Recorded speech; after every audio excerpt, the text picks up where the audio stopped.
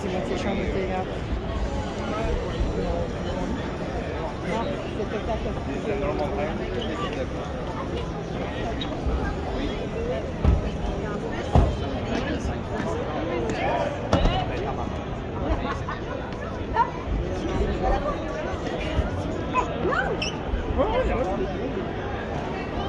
Des fois, je le mentionne, là, mais c'est très rare.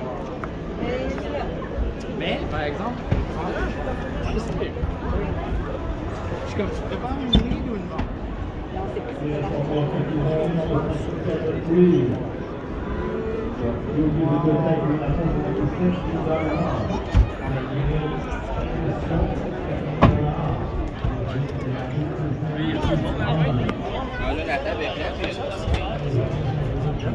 Quatre pizza large, sandwich et légumes.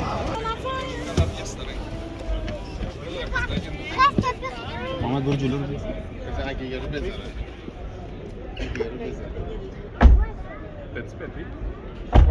Vous êtes là?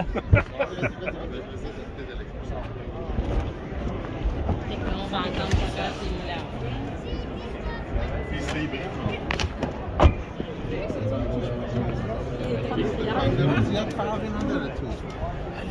بگو صحبت کن. این ماشین 350,000 مایل بدون اینی که خراب بشه راه میره. توی دنیا اولین ماشینیه که میتونه این همه موتورش بدون اینکه بره سرویس کار بکنه. این رکوردشه. 350,000 مایل به کیلومتر میشه 500,000 کیلومتر. اول بس. بشینم توش. اوکی. این نگاه 2H 4H 4 فول نوع بعد دیگه مثلا چیزایی که میتونی بکشی دست که میزنی لامصب عظمتیه.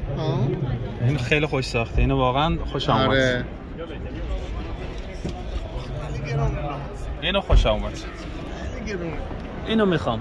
این 6 سیلندر 2 توربویه.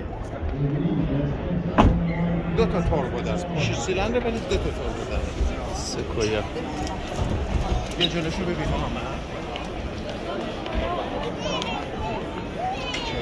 فکر کنم آفرود دیگه حالیش نباشه. دیگه هیچ چیزی نداره. وقتی